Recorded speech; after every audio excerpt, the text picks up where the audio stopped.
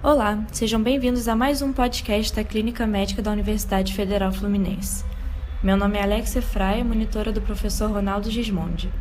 Hoje apresentaremos o caso clínico de uma maneira um pouco diferente, com a participação de todos os monitores. Antes de começarmos, porém, um aviso. Esse material é destinado exclusivamente para médicos e estudantes de medicina, não sendo seu uso permitido por profissionais de outras áreas. Vamos então ao caso que abordaremos hoje. Um homem de 70 anos, tabagista de 80 maços ano e hipertenso de longa data, sem acompanhamento médico e sem uso de medicações regulares. Ele procura um pronto-socorro com queixas de cansaço aos esforços, com piora progressiva há um mês, agora ocorrendo mesmo em repouso e em decúbito dorsal. Há 2 dias é acompanhado de tosse produtiva, escarro amarelado e tonteira. Ao exame físico foi encontrada uma série de alterações. Sua pressão arterial estava a 100 por 50 milímetros de mercúrio, sua frequência cardíaca 120 batimentos por minuto, respiratória 30 incursões por minuto e saturação de oxigênio em 85%. Sua ausculta pulmonar revelou crepitações grosseiras na base direita e sibilos difusos. Ao exame cardiovascular, apresentava turgência jugular patológica e ritmo em galope com B3. Apresentava ainda uma hepatomegalia e edema de 3 cruzes em 4 membros inferiores. O laboratório inicial, por sua vez, também apresenta alterações. O paciente tem uma hemoglobina de 11 e 14 mil leucócitos por milímetro cúbico, com 15% de bastões. Sua ureia e creatinina estão aumentadas, sendo 150 mg por decilitro e 2 mg por decilitro, respectivamente, e sua glicemia é de 140 mg por decilitro. Por fim, sua gasometria apresenta pH normal de 7,35, porém com PCO2 de 60 ml de mercúrio, bicarbonato de 30 ml equivalentes por litro e lactato de 4,5 ml equivalentes por litro. Então, pessoal, agora a gente vai pontuar nossa lista de problemas para ajudar a organizar o nosso pensamento para formular as nossas hipóteses diagnósticas principais aqui para esse caso. Então, o paciente da nossa questão, ele tem um cansaço, uma queixa de cansaço importante, né, que a gente entende como uma dispneia, que nesse momento está ocorrendo mesmo em repouso, tá? O paciente que está taquipneico, com uma saturação, né, de oxigênio baixa de 85%. Então, a gente pode pensar em 2 hipóteses principais para o caso, né, em 2 doenças de base, que poderiam estar sobrepostas, as duas contribuindo para o estado atual do paciente, né, que seriam um DPOC e uma insuficiência cardíaca congestiva. E ambos, né, as patologias de base, elas podem estar descompensadas por um quadro infeccioso agudo, né, de foco pulmonar. O paciente, ele possui uma carga tabágica muito importante, né? Um tabagista de 80 maços ano, tá? E a gente sabe que a principal causa de DPOC é o tabagismo, né? Então, a gente pode pensar como DPOC sendo um dos responsáveis por essa queixa de cansaço, né? Que o paciente apresenta já há algum tempo. Além disso, né, na ausculta pulmonar, no exame físico, ele apresenta sibilos difusos, tá, que são bastante característicos da ausculta de um paciente DPOC. Tá? Então, é extremamente possível que esse paciente tenha um DPOC. Além disso, o paciente ele apresenta uma PCO2 aumentada, tá? Ele tem uma PCO2 de 60 milímetros de mercúrio. O normal é que a faixa da PCO2 seja de 35 a 45. Mas o pH dele está numa faixa, está limítrofe, mas está numa faixa normal, né? Então, isso foi compensado, né, por uma retenção de bicarbonato pelos rins. A gente vê que o bicarbonato do paciente é de 30, né? A faixa normal fica ali entre 22 e 26. Então, como houve tempo para uma compensação renal, a gente pode concluir que não se trata de um distúrbio superagudo, né? Esse distúrbio tem pelo menos 3 dias de evolução, indicando que o paciente ele pode ser um retentor crônico de CO2, que é o que ocorre no DPOC. Ele também é um paciente hipertenso de longa data e ainda sem controle pressórico adequado, né? No enunciado a gente vê que ele não faz uso de medicações regulares. E a cardiomiopatia hipertensiva, ela é uma das principais etiologias da insuficiência cardíaca congestiva, então a gente também tem que pensar nessa condição. Os sintomas, né, de cansaço, inicialmente cansaço aos esforços, que progressivamente passaram por uma dispneia de repouso, também poderiam ser explicados pelo ECC, né, tanto pelo ECC quanto pelo DPOC, e a ortopneia, que é um sintoma muito característico da dispneia de origem cardiogênica. Além disso, no exame físico do paciente, a gente vê vários sinais, né, de insuficiência cardíaca congestiva. Então, o paciente apresenta sinais de insuficiência ventricular direita, né, como o edema de membros inferiores, uma hepatomegalia, que nesse caso a gente pensa em uma hepatomegalia congestiva, né, aturgência jugular, né, e sinais de VE também. A própria ortopneia, ela denota um componente de VE, pelo um quadro de congestão pulmonar, né, que piora ao decúbito. E ainda tem a presença de B3, que é característica da insuficiência cardíaca, principalmente a insuficiência cardíaca sistólica. Então, o paciente tem queixas, né, compatíveis com insuficiência cardíaca congestiva, tem achados ao exame físico e a gente pode pensar numa causa, que seria a hipertensão, para essa insuficiência cardíaca. Então, o nosso paciente, ele apresenta ainda uma piora recente, né, da dispneia dele, que agora está mesmo em repouso. Foi uma piora brusca, ainda houve aparecimento de tosse produtiva com escarro amarelado, tá? No exame físico a gente vê crepitações grosseiras em base direita e ainda uma leucocitose com desvio à esquerda, que fazem a gente pensar numa infecção provavelmente bacteriana, né?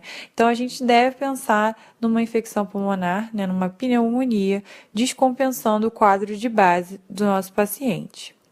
Esse paciente, ele apresenta, inclusive, critérios para uma pneumonia grave. Se a gente for pensar no score de CURB 65, né, que é um score que avalia, né, gravidade e mortalidade da pneumonia, né, ajuda a nortear a necessidade de internação, esse paciente apresenta 4 pontos, né, no score de CURB.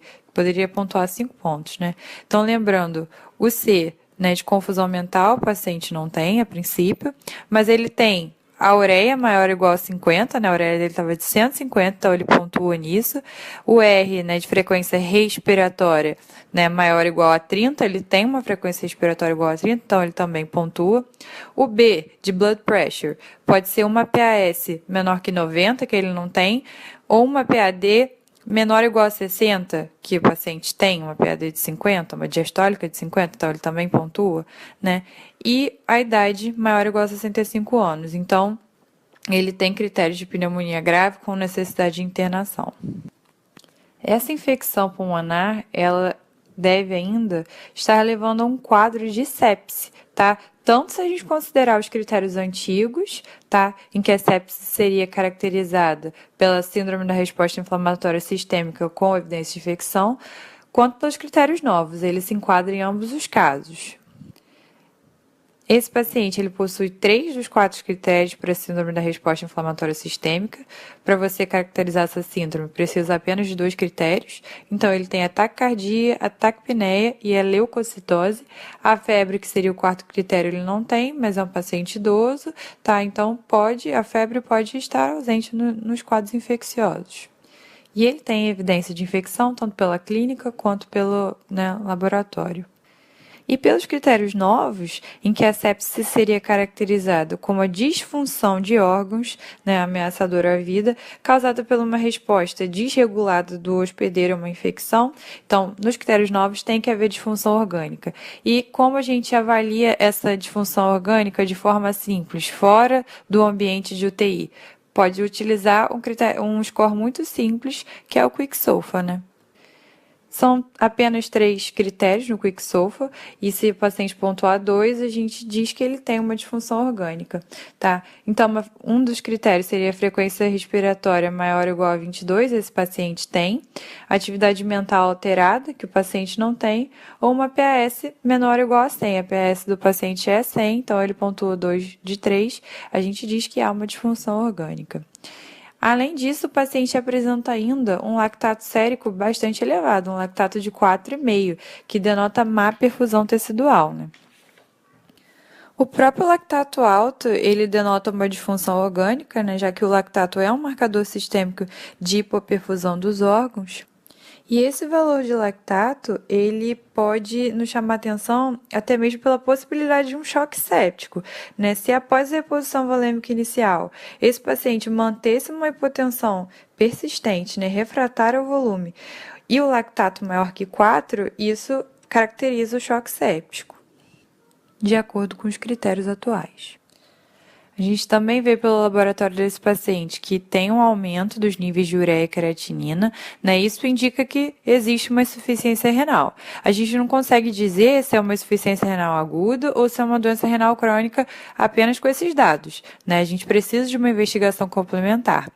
Mas a gente pode pensar que a própria sepse, né, estaria causando essa disfunção orgânica dos rins pelo estado de má perfusão. A insuficiência cardíaca do paciente também contribui para essa má perfusão tecidual. Então é possível um caso de insuficiência renal aguda, né, pré-renal pela sepse. Na nossa lista de problemas, a gente também inclui a hemoglobina de 11, né, o que mostra que há um estado de anemia. A gente também não consegue afirmar a causa dessa anemia apenas com o valor de hemoglobina, é necessária uma avaliação complementar, mas a gente pode pensar inicialmente numa anemia de doença crônica, por exemplo, né, poderia ser por uma doença renal crônica, poderia ser por uma insuficiência cardíaca, pela insuficiência cardíaca, né, são as duas principais hipóteses. Então, para terminar a nossa lista de problemas e hipóteses diagnósticas, fazer mais duas observações, né? Sobre a tonteira, que também foi uma queixa do paciente. A gente deve ter em mente que esse sintoma, dentro do contexto agudo apresentado, provavelmente se deve a uma hipoperfusão cerebral global, né? Tendo diversas causas possíveis. No caso apresentado, a hipotensão relativa pela ICC e respiratória, né, pelo DPOC exacerbado. E, por último, a gente não pode afirmar que o paciente é diabético apenas pelo aquele valor de glicemia que a gente viu, de 140, né? Não dá para dar o diagnóstico de diabetes apenas com um valor de glicemia que a gente não sabe nem se foi dosado após um período de jejum. A gente só poderia considerar o diagnóstico de uma diabetes, né, a partir de uma glicemia isolada se esse valor fosse acima de 200 e se o paciente apresentasse sintomas característicos, né, como os polis, a poliúria, a polifagia, a polidipsia, que não é o caso, tá? E, além disso, né, em estados de sepse, é comum que haja um estado de hiperglicemia inexplicado, tá? A disglicemia é comum em pacientes com estado inflamatório sistêmico e infecção. Então, esse não é o momento adequado para a gente firmar um diagnóstico de diabetes. Então, pessoal, chegamos ao fim da primeira parte do podcast sobre esse caso clínico. Não deixem de assistir a segunda parte do podcast, que a gente vai abordar a investigação e o manejo desse paciente. Obrigada pela atenção e até a próxima.